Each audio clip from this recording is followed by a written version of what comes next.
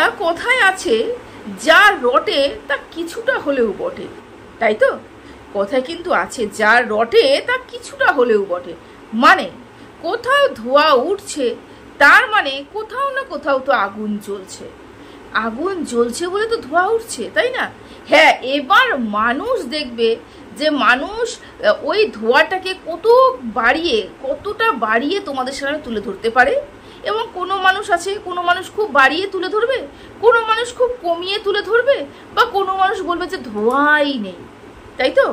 কিন্তু ধোঁয়া যখন আছে তার মানে ওখানে কিন্তু আগুন জ্বলছে, এটাই বাস্তব। তো আজকে সোশ্যাল মিডিয়াতে এই যে এত কেলেঙ্কারি, এত কেচ্ছা, এত বদনাম, কমেন্ট বক্সে এত কমেন্ট এই যে পড়ছে, তার মানে যা ঘটছে তার মধ্যে কিছু তো রয়েছে। অবাক লাগে এইসব মানুষগুলো পরকে নিয়ে কন্ট্রোভার্সি করতে বসে, এবং বড় গলায় কন্ট্রোভার্সি করতে বসে, যেখানে নিজে অন্য কারোর সাথে যুক্ত, অন্য কারোর সাথে লিপ্ত, তারা কন্ট্রোভার্সি করতে বসে। আচ্ছা, আমি যতদিনই কন্ট্রোভার্সি করেছি এবং যাদেরকে নিয়ে যেরকম ভবিষ্যৎবাণী করেছি না, আমি কোনো জ্যোতিষী নই, একদমই জ্যোতিষী নই, তবে আমি যতটুকু বলেছি, আমার তো ছোট্ট একটা চ্যানেল এবং গলার আওয়াজটাও খুব ছোট্ট, আমার ছোট্ট চ্যানেলে তো বেশি দূর আওয়াজটা পৌঁছয় না। তো যতটুকু পৌঁছেছে, যেই কয়েকজনের কান অব্দি আমার গলার আওয়াজটা পৌঁছেছে, তারা প্লিজ একটু কমেন্ট করে জানিয়ে তো যে আমি এখনো অব্দি যা অ্যানালাইসিস করে বলেছি, মানে আমার সিক্স সেন্স যা বলছে সেটা কাজে লেগেছে কি লাগেনি, প্রতিটা কথা কিন্তু আজ নয় কাল, কাল নয় পরশু মিলেছে, 100% মিলেছে। আজকেও আমি সেইরকমই একটা কথা তোমাদেরকে বলতে চলেছি, যেটা আমি বিগত 2-3 দিন আগে বলেছিলাম, 2-3 দিনও পার হয়নি, সেটা নিয়ে অন্য মানুষও আলোচনা করছে এবং তার ফলস্বরূপ আমরা দেখতে পাচ্ছি কি ওয়াইটিতে হচ্ছে কি হচ্ছে না। এবং তোমরা বলবে মুন্দি হঠাৎ করে কি ভাট বকতে বসলো, তাই তো? একদমই ভাট বকতে বসিনি, আমি বলতে বসেছি আজকে সুখে নিয়ে কিছু কথা, অবশ্যই সুখে নিয়ে কিছু কথা, কারণ ও এতটা মিথ্যাচারিতা শুরু করেছে না, এতটা বেশি মিথ্যে কথা বলছে, হজম করতে পারছি না, সত্যি হজম করতে পারছি না। এবার ও বলবে ওকে হিংসে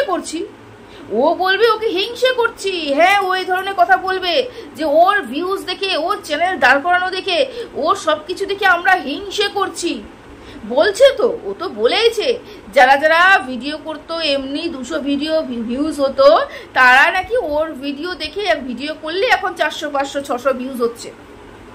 মানে ও নিজেকে ঠাকুরের আসনে বসিয়ে রেখেছে যে ওকে নিয়ে কথা বললেই আমাদের ভিউজ হবে, এটাও বলেছে। ঠিক আছে, মানলাম। যদি এই কথাটাই মেনে থাকি, এই লজিকটাতেই যদি আমি আটকে থাকি, তাহলে তো আমি এটাও বলতে পারি যে যখন ওর ভিউজ হতো 3000, 4000, সেখানে ম্যান্ডিকে নিয়ে ভিউজ হয়েছে 50,000, টিনাকে নিয়ে ভিউজ হয়েছে 50,000। তার মানে ভিউজটা ম্যাটার করছে, সেটা টিনার ক্ষেত্রে হোক, ম্যান্ডির ক্ষেত্রে হোক, সেটা সুতোপার ক্ষেত্রে হোক, সেটা আমার ক্ষেত্রে হোক, তাই না?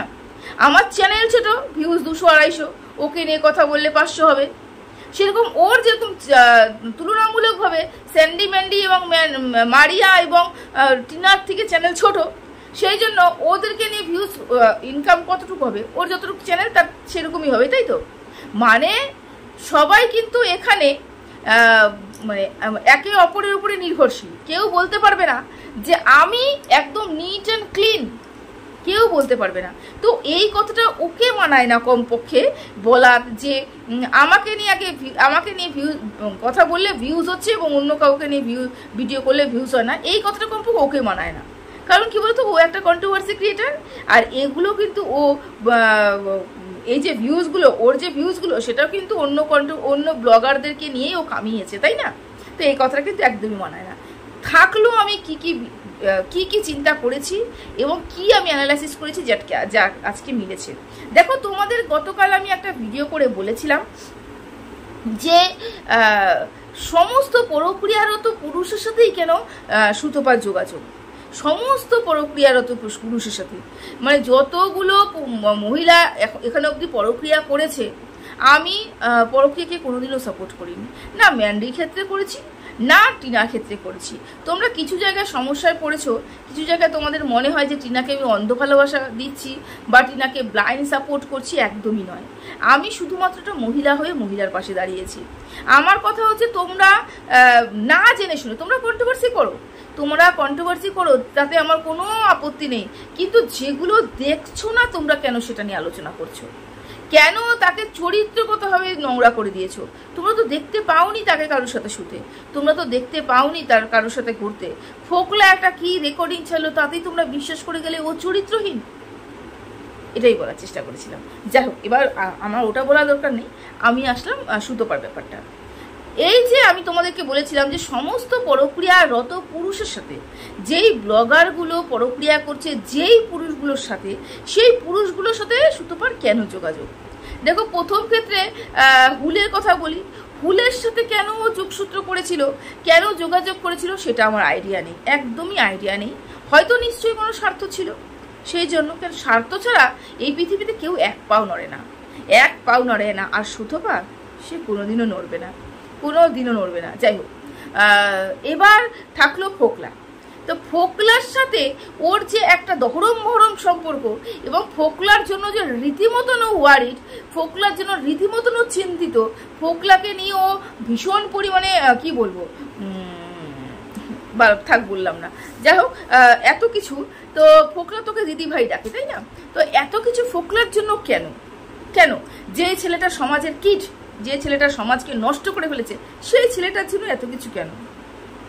তো আমি তোমাদেরকে বলেছিলাম যে দেখো, ফোকলা এমন একটা পুরুষ যে ও টেকনিক্যাল ব্যাপারগুলো কিন্তু খুব ভালো জানে।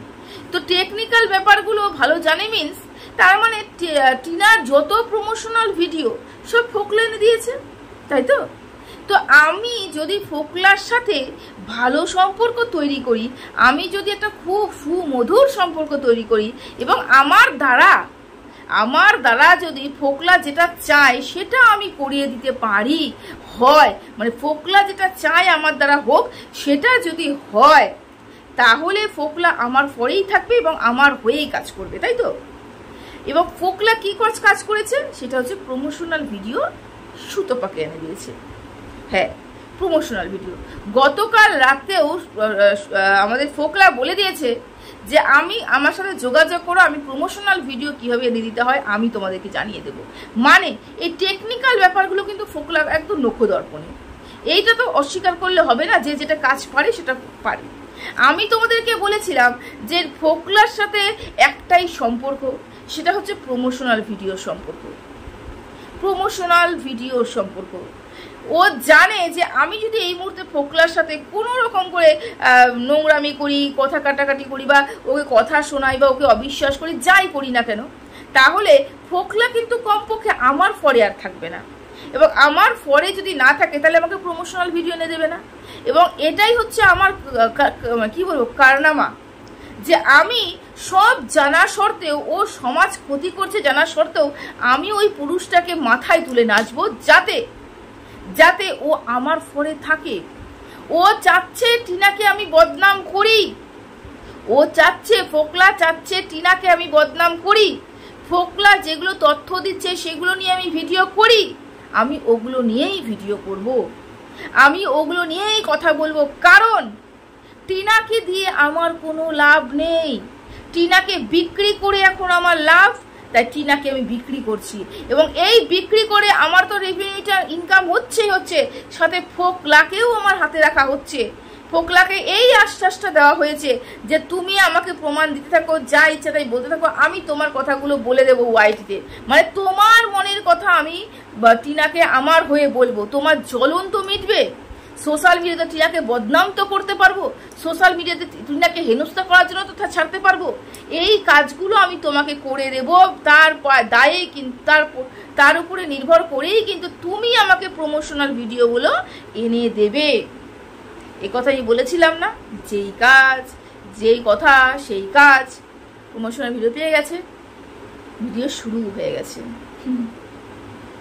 স্বার্থ ছাড়া এই পৃথিবীতে কেউ নড়ে না, একটা পাও নড়ে না, বুঝতে পেরেছো? আর ও তো জীবনে কোনোদিন নড়বে না। আজকে ফোকলার সাথে সম্পর্ক ভালো, তার একটাই কারণ, তাকে প্রমোশনাল ভিডিও সে এনে দেবে এবং সে টাকা ইনকাম করবে। এবার থাকলো আমার আরও একটা কথা, আমি তোমাদের আরও একটা কথা বলেছিলাম যে এই আমাদের সমাজ এতটাও উন্নত হয়নি, আমাদের সমাজ এতটাও ডেভেলপ করেনি যে তুমি একা একটা বাড়ি ভাড়া নেবে, তোমাকে একটা একা মহিলাকে বাড়ি ভাড়া দেবে। 1 নম্বর কথা, এতটাও উন্নত হয়নি।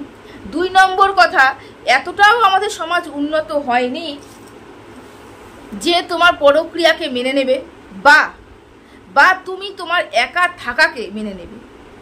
একটা বাড়ির থেকে একটা মহিলা মানে গৃহবধূ যদি বাড়ি ছেড়ে 12 বছর পরে কোনো ফ্ল্যাটে একা থাকতে চায়, সর্বপ্রথম এই সমাজ তার উপরে প্রশ্ন রাখবে, কেন, কিসের জন্য? তার মানে তুমি চরিত্রহীন, তোমার চরিত্রগতভাবে কোনো দোষ রয়েছে। সর্বপ্রথম যেদিনকে আমি সুতপাকে নিয়ে ভিডিও করেছিলাম, এই কথাটা বলেছিলাম যে এই সমাজ এতটা উন্নত হয়নি যে তোমাকে মেনে নেবে, তুমি একা থাকবে এবং তোমার কোনো চরিত্রগতভাবে দোষ নেই। এটা যে মানে সমাজ মেনে নেবে, এত উন্নত আমাদের সমাজ এখনো হয়নি, তাই তো? এ কথা বলেছিলাম যে তুমি যখন বাড়ির থেকে একা বেরোবে, তোমার চরিত্রের উপরে দাগ উঠবে। এবং ওই যে বললাম না, যেখানে ধোয়া সেখানে আগুন তো অবশ্যই রয়েছে। গতকাল রাতে একটা ভিডিও আমি দেখেছি, গতকাল দুপুরবেলা একটা ভিডিও দিয়েছে, সেটা হচ্ছে রিম্পা, না আমাদের খেকি রিম্পা নয়, আরেকজন রিম্পা যে আছে সে। ভিডিওটা দেখে আমি রীতিমতন হতবাক।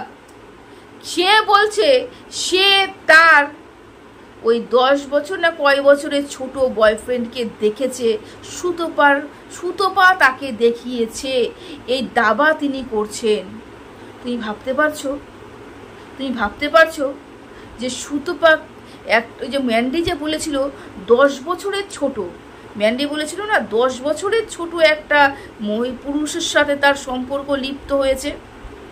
গতকাল এই যে পিঁপড়া, গতকাল ওই আমাদের রিম্পা বলে দিল যে সুতপার সাথে যখন সে একটা কেসের ব্যাপারে কোর্টে গেছিল, সেই সময় সুতপা ওই ছেলেটার ফটো রিম্পাকে দেখিয়েছে এবং রিম্পাকে যখন ওই ছেলেটার সম্বন্ধে বলছে, তখন চোখ নাক মুখ দিয়ে আলাদাই একটা সন্তুষ্টি উপরে উঠছিল। যখন ভালোবাসার মানুষকে নিয়ে কেউ কথা বলে, তখন চোখ মুখের আকার আকৃতি অন্যরকম হয়, ঝলকে পড়ে ভালোবাসা, ঝলকে পড়ে মানে কি বলবো, লাজুকতা, সেগুলো সুতপার মধ্যে লক্ষ্য করা যাচ্ছিল।